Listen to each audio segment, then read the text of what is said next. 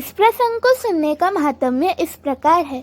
इससे मनुष्य को सभी तीर्थों के सेवन का फल प्राप्त होता है। मनुष्य देह के बंधन से मुक्त हो जाता है, अर्थात पुनर्जन्म नहीं होता है। यह प्रसंग अथर्ववेद के कृष्णोपनिषद से उल्लेखित है। श्री कृष्णावतार से पहले जब भगवान ने देवताओं से पृथ्वी पर अवतरित होने के लिए कहा, तब देवताओं ने कहा, भगवान, हम देवता होकर पृथ्वी पर जन्म ले, यह हमारे लिए बड़ी निंदा की बात है, परंतु आपकी आज्ञा है, इसलिए हमें वहाँ जन्म लेना ही पड़ेगा।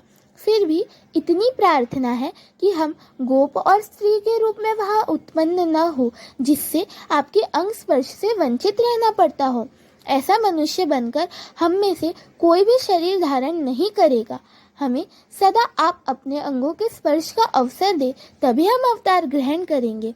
भगवान ने कहा, देवताओं, मैं तुम्हारे वचनों को पूरा करने के लिए तुम्हें अपने अंग स्पर्श का अवसर अवश्य दूंगा। श्री कृष्ण के परिवार के रूप में किस देवता ने क्या भूमिका निभाई, चलिए देखते हैं। भगवान विष्णु के परमानंदमय अंशी नंदराय जी के रूप में प्रकट हुए।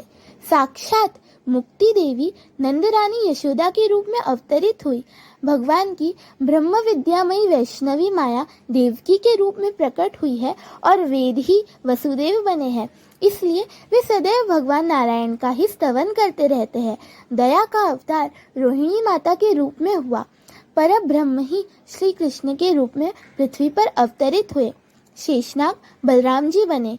वेदों की ब्रह्म रूपा ऋचाएं है, ये गोपियों के रूप में अवतरित हुई। भगवान महाविष्णु को अत्यंत सुंदर श्री राम के रूप में वन में भ्रमण करते देखकर वनवासी मुनि विस्मित हो गए और उनसे बोले, भगवान, यद्यपि हम पुनर्जन्म लेना उचित नहीं समझते, तथापि हमें आपके आलिंगन की तीव्र इच्छा है।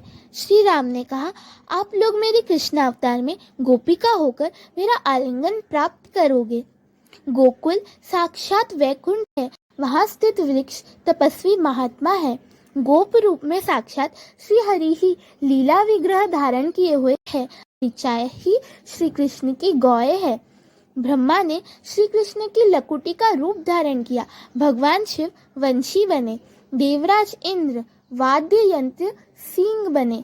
कश्यप ऋषि नंद बाबा के घर में उखल बने हैं और माता अदिति रस्सी के रूप में अवतरित हुई, जिससे यशोदा जी ने श्री कृष्ण को बांधा था।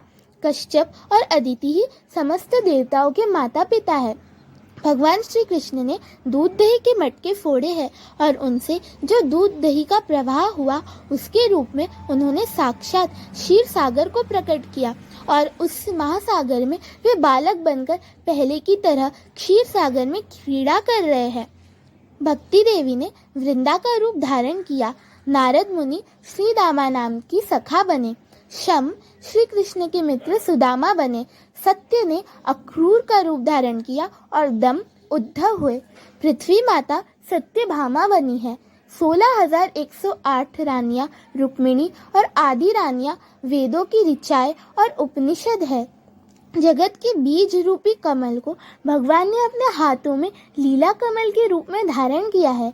श्री कृष्ण का जो शंख है वो साक्षात विष्णु है तथा लक्ष्मी का भाई होने के कारण लक्ष्मी रूप भी है। साक्षात कली राजा कंस बना है। लोभ क्रोध आदि ने दैत्यों का रूप धारण किया। द्वेष चारुणमल्ल बना। मत्सर मुष्टिक बना। दर्प ने कुवलयापीड़ हाथी का रूप धारण किया और गर्व बकासुर राक्षस के रूप में महाव्याधि आघासुर के रूप में प्रकट हुआ। गरुड़ जी ने भांडीरवट का रूप ग्रहण किया, जहाँ श्री राधा कृष्ण का विवाह हुआ था। भगवान के हाथों की गदा सारे शत्रुओं का नाश करने वाली साक्षात कालिका है। भगवान के शांग्र धनुष के रूप में स्वयं वैष्णवी माया ने धारण किया है और काल उनका बाण बना है। धर्म ने चवर का रूप लिया।